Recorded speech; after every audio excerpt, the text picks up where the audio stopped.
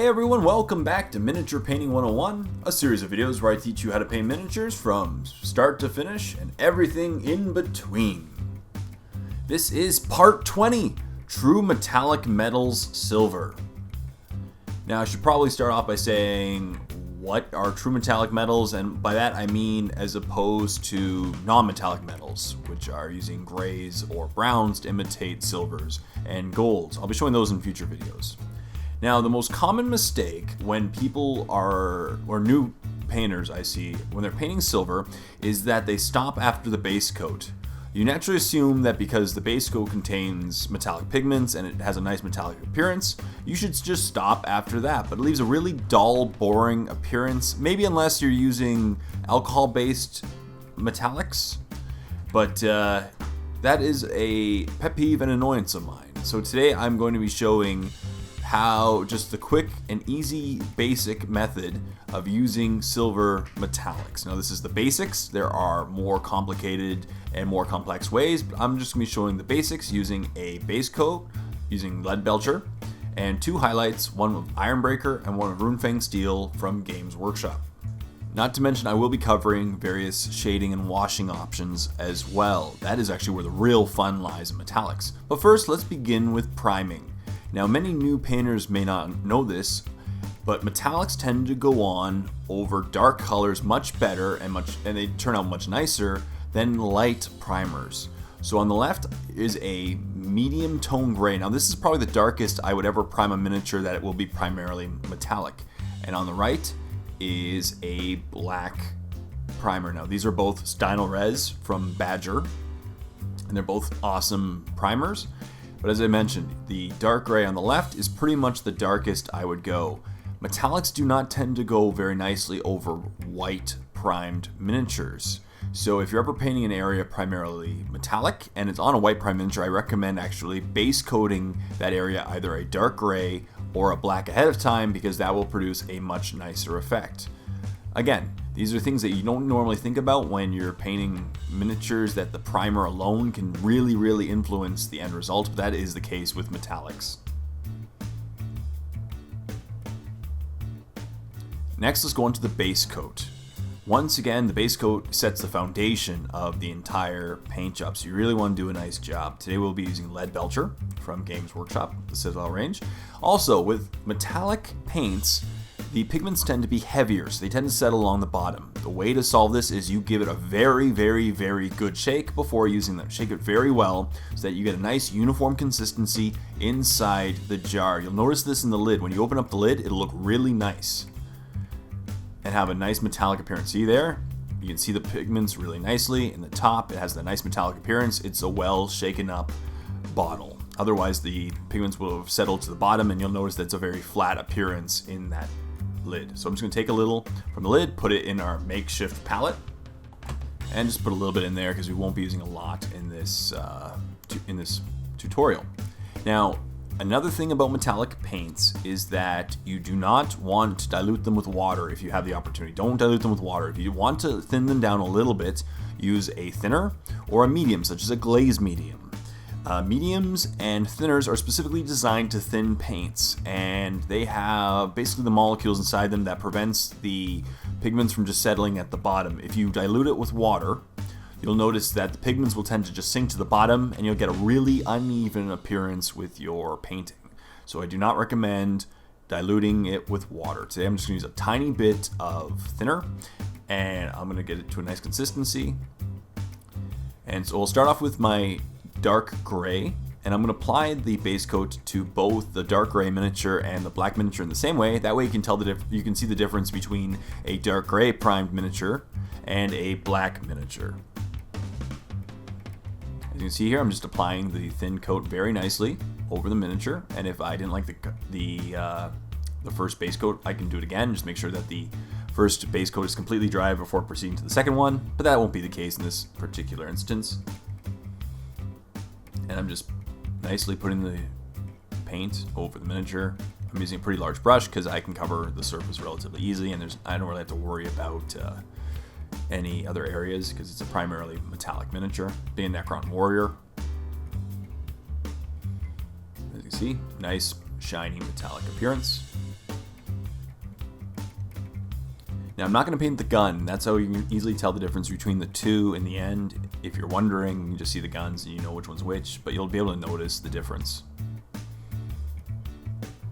So I'm just applying the metallic base coat to the gray miniature. I'm just speeding it up because it's just a simple base coat. And then I repeat this procedure over the black. Now obviously you'll notice that there's a huge contrast between the black primer and the silver color.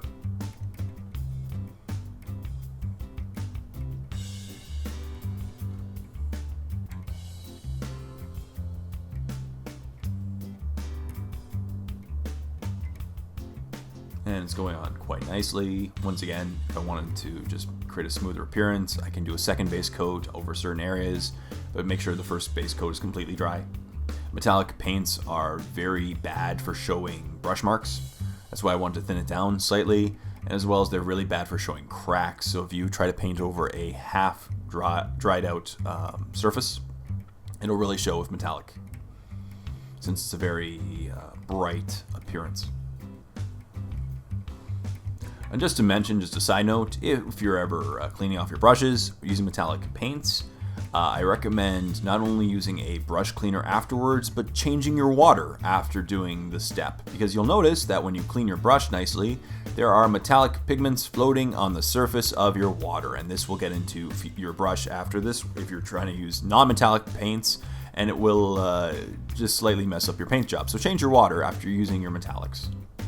So there we go. So after they're dried, you can see the one on the left is the gray primed one, and the one on the right is the black primed one. And there is a slight difference.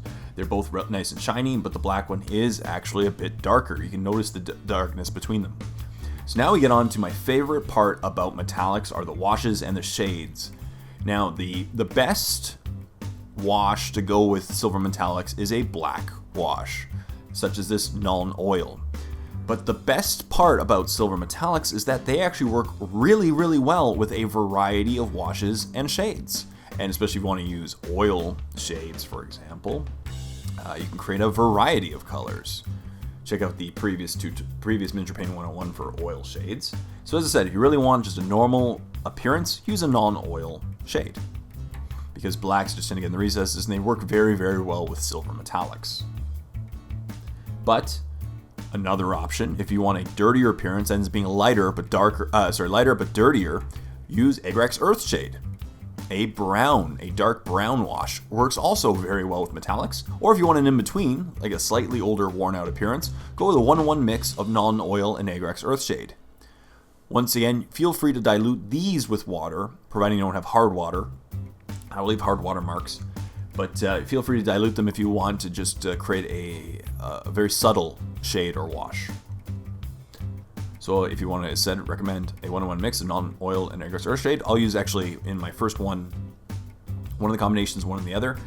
And another combination, if you want to add a little bit of Carroburg Crimson into the mix, it'll actually create an older, rustier, like it's starting to oxidize and rust out. So once again, you have a variety of combinations. You can use Carroburg Crimson by itself if you want to warm up the miniature or to create a slight reflection of earth, red earth, or you can cool down the silver metallics using Drakenhoof Nightshade, a blue shade or wash. As you can see, I use it on my Grey Knights all the time because it creates a really nice cold steel appearance. Once again, with silver metallics, you have a variety of options.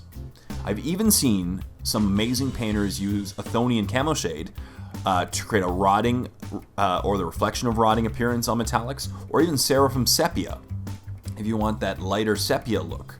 As I said, feel free to have fun and try out a bunch of different shades. So in the first one, I'm going to be using Nuln Oil on the black primed Necron Warrior. So of course I give it a good shake, and I'm going to take my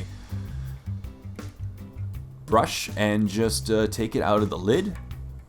I'm using a pretty large brush today because I do have a large surface to cover and I don't really have to worry about the neighboring areas. So as I do with all my washes, I gently put the shade or wash over the miniature. Let my bristles do all the work, and just make sure to get it in all those nice areas. Once you start washing an area, make sure you do the entire area before proceeding to the next area, because it tends to dry quickly and leave lines. If you start the next area before finishing one, you'll notice if you go back, there'll be a line of where you finished the previous area, so you don't want that.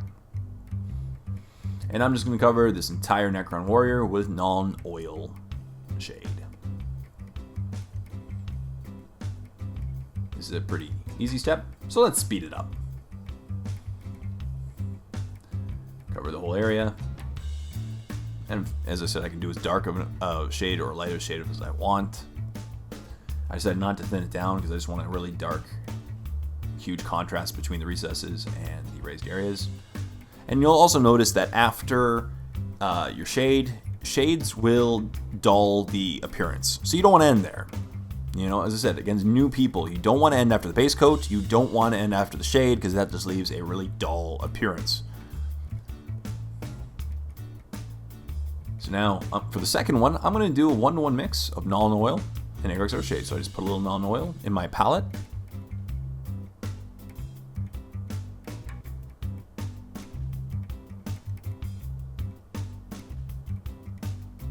As much as I want.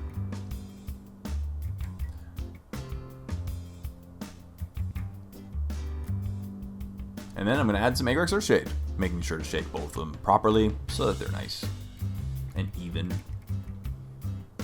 Add a little Agrax Earthshade into the mix. Feel free to pour it straight in if you want. I just like using a brush because it's much cleaner and prevents you from accidentally dumping the shade all over the table. Not that I've done that more times than I can count. And mix it very nicely. So you get a nice in-between. It's a dark, very, very dark, muddy appearance. And I'm going to apply this to the gray primed Necron Warrior. And as you can see there, it's already lighter than the previous one. But it looks much dirtier, and that's really cool too. If you want an older, worn-out appearance, this is where one of the easy steps to go. And the great thing about these metallics is I've not spent much time at all. So those saying, you know, I'm batch painting or painting a lot of Necron Warriors or a lot of metallics, this doesn't take very long at all. This is these are just the basics of painting true metallic metal silvers, and just some great tips on producing a much better appearance in the end, and with not that much time spent. And there we go. He's completely covered, and he's looking good. And once again, let them completely dry. So on the left is the non-oil washed Necron Warrior, and on the right is the 1-to-1 mix of non-oil and Agrax Earthshade. And as you can see, there's a bit of a difference now between the two, not only because of the priming, but because of the washing. And now I'm going to show two different ways to highlight these guys up. Now it's time for the highlights, as I just mentioned.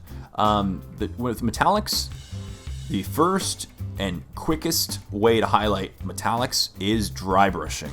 Because a lot of metallics tend to already have that brushed appearance, such as brushed aluminum, really works with Necron Warriors. So the first step I'm going to use is just highlight. Highlight is just dry brushing. So I'm going to take my mid-tone metallic, in this case from Games Workshop, Ironbreaker, and put it in my palette, as always. I like using a palette because it prevents the paints from drying out. Take my brush I'm going to use to dry brush. Now to tip on dry brushing, check out my previous Miniature Painting 101. Rub it off on a cloth. And now it's time to dry brush the miniature. This is a pretty light dry brush. I'm just focusing on the raised areas, but I already can see that the simple, quick dry brush really brings out the metallics once again and gives it that nice brushed look. It's a very dusted appearance, but dusted appearances tend to work really well with metallics. And this is great for such things as swords, guns. They work really well with just a quick dry brush. Again, this is not taking me very long. This is sped up at twice the speed, but as you can see, it covers the raised areas really well, leaving the shade in the recesses and creates that nice there's now a dichotomy in the appearance. It's not just dull. There's some shade, there's some dull spots, and there's some shiny spots, and it looks great. And now that it's done, I'm going to take the next color, Runefang Steel, which is the brightest silver, and I'm going to do an even lighter dry brush, just focusing on the areas in which your light source is hitting. So in this case, my light source is from above, and you can clearly see the brighter areas of the miniature, and I'm going to focus on them. So once again, I'll take my metallic paint, the Rune Fang Steel, give it a good shake. Always give it a good shake. And you don't want to thin down your paints if you're using a dry brush, because that's kind of counterintuitive. You want the paint to be as dry as possible. You don't want to thin it down. Once again, just take a tiny bit, put it in my palette. I'm not going to be using much because dry brushes take up very, very little paint. Take my handy dandy dry brush, dip it in the paint, and then wipe off the excess medium onto my my towel. And then apply this to the areas in which my light source is hitting. So now it creates a third tone. So there's now bright silver, mid-tone silver, and the darkest silver, plus the recesses. This isn't taking me very long, and it produces a pretty good appearance. Now this is just the basics, as I mentioned. This is not Golden Demon level metallic painting, but these few steps alone will produce great quality looking miniatures with very minimal amount of time. And there he goes. Now on the next miniature, this is the gray miniature. I've decided to do my second method of highlighting, overbrushing. Overbrushing also looks great on metallics. The thing is though, it creates a much more solid appearance. It doesn't have that nice dusted appearance, and it creates a very strong contrast between the recesses and the raised areas. So I'm going to take that middle tone, the Ironbreaker, put it on my brush, and this time I'm just going to do overbrushing. So once again, for overbrushing, check out my previous miniature painting 101, but essentially I'm just pulling the brush over the surfaces parallel to it and only focusing on the raised areas, and I'm going to create a very strong contrast. As you can see here, I'm basically removing the shade, or it almost like you're erasing the shade from most of the raised areas. But again, it'll look very nice. It's just your appearance, your preference if you want the more dusted appearance or the more solid appearance after the first highlight. And then for the second highlight, I'm going to take the Rune Fang Steel, and I don't want to do another overbrush because that would just be silly. So I'm going to use a quick edge highlight. So I'm going to take a nice brush with a nice fine tip, and I'm going to take the Rune Fang Steel and just apply it to certain raised edges that I want to really stick out when the light source hits it, such as the nose, the cheeks, the parts of the head, the tops of and the perimeter of the hands, the shoulder pads, and just apply it to certain areas that I really want to shine. Now this is a little bit more of an intermediate approach as opposed to just the quick dry brushes, but this is just you're pointing out certain areas that you really want to stick out when the light source hits. And once again, a great way to know which areas to highlight, look at your light source. If they're hitting certain areas, you can just mimic that and focus on those. And once again on the back, as you can see, I'm just quickly doing a nice edge highlight over the shoulder pads, top of the head, and they'll be a little bit brighter.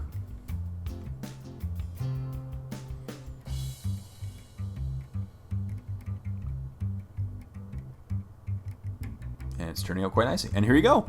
So on the left, we have one that was primed black and given a Nuln Oil shading, and given two dry brushes for a very quick and easy highlight. And it looks great. And on the right, we have one that was primed dark gray, given a 1-to-1 mix of Nuln Oil and Ahrex Earthshade, and then given an overbrush and a edge highlight. They both turned out awesome. So whatever you want to do, those are the three basic methods of highlighting that I recommend.